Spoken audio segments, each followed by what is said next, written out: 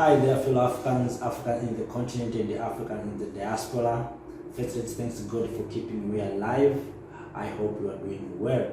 So, fellow Africans, today I want to share to you one of these things that is going to make travel in Africa. This is the issue of loan. And one of the greatest lawyers in Kenya and famous people in Africa, Professor P.L.O. Lumumba, has written that the IMF and World Bank are back in Africa, which with a bang. They are now micromanaging African economies like they did in the year 1980s under the structural adjustment program. We are divided, weak, and can't resist. Fellow Africans always know that there's a big scramble for Africa. Chinese provide loans to Africans, and we have seen now what is happening due to this Chinese loan, and now the World Bank and IMF now providing loan to Africa. All these are the scramble for Africa. And I remember the word of Thomas Isidore Sankara when he said, "The one who feed you, control you." So Africa, we have resources, and many times we are talking about these resources to be beneficial for Africa. But let me tell you, fellow Africans, these resources will never benefit us because of this loan. What we will get through this loan, we are supposed to pay interest to World Bank, to IMF, and Chinese. So if you look at Africa, we are overloaded with these debts. At the end of the day, these natural resources that we have will be taken because we don't have money to pay. And this is the truth that we have seen what's happening in Mombasa port when the Chinese want to take Mombasa port. We have seen what's happening to Zambia when the Chinese control the airport of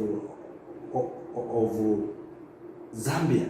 All these are the impact of taking loan, and now the people and the one who want to control Africa understand that through this time of pandemic, Africa, our economy is shaking. So how we can use these opportunities to control and to take the resources? At the end of the day, Africa will never be free. You cannot be free if you have these debits, if you have loans that is overloaded to you. So I think that's the time for Africa to have a strong discussion on how we Africa we can use our resources instead of going to IMF, to World Bank, to China to take loans. At the end of the day, the coming generation will suffer. That's the truth. We need Africa to have a strong conversation, and that's why I appreciate what Professor P.L.O. Lumumba is talking about. Africa, we need to be vigilant. Otherwise, African leaders are sold African children, and the coming generation will suffer much. Also, fellow Africans, I have something to speak to the professionals. We need now to use our professionals to help Africa.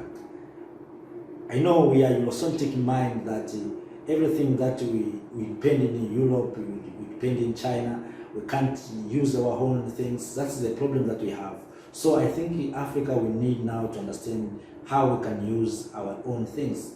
If we can use our own things, I hope we can at least try to. I think the solution of this for all, the way to stop taking much loan, is Africa to unite.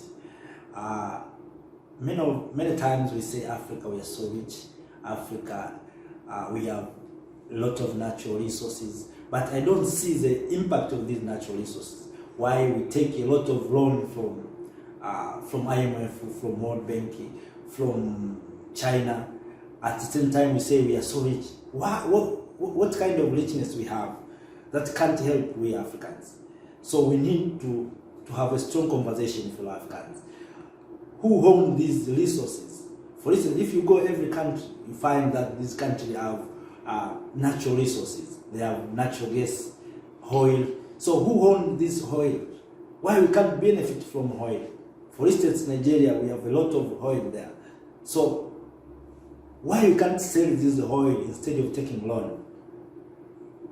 Why we can't sell our diamonds, our gold, instead of going and take loans? This is the question that is paining me. And myself, maybe I didn't understand the economics, but we need a serious conversation about these natural resources, the way these natural resources must help Africa. Because we have natural resources that can't help Africa. And this is the truth. We say, if you go to Congo there, we find a lot of mineral resources. But if you go to the life of the people of Congo, the Congolese, their life is so poor. And sometimes we are fighting each other. All these, why Africa we have all this? I think the solution, as I said before, is to unite. If we come together as Africans, have a serious conversation about our continent, or as a united Africa, I think we can go forward. And these loans that we are taking every now and then, I think it will be reduced and it will be stopped. Otherwise, as we are going divided by a single small countries, Africa, we are going to be defeated, and we are going nowhere. We are going back, because with this amount of debt that we have, Africa, we are going to suffer enough. And I think we are not suffered enough. That's why we continue with this behavior of taking loan. We know the impact of loan. We have to pay with interest. We don't have money. So when we will get this money? Why we can't sell our natural resources to get those money instead of going and taking loan? We want to build infrastructure. Why we can't say maybe we have maybe one of the mining industries somewhere? Why we can't say this mining industry in maybe a certain area can be used to make sure that in the region there is enough water supply, safe water supply. We have enough electricity. Why we can't decide? And what is our professionals doing? We have people who are going to get professionalism in Europe, in America, in China, and many around the world. What have they done for Africa? If the problem is leadership, who put these leaders in power? Is we Africans? If no, it means Africa we are still managing. And if we know the problem, why we continue to accept this management? We need to have a serious conversation on how we can make better Africa. We need Africa with a better life. We say we have this lot of natural resources. We need to see the impact of this richness of natural resources we have.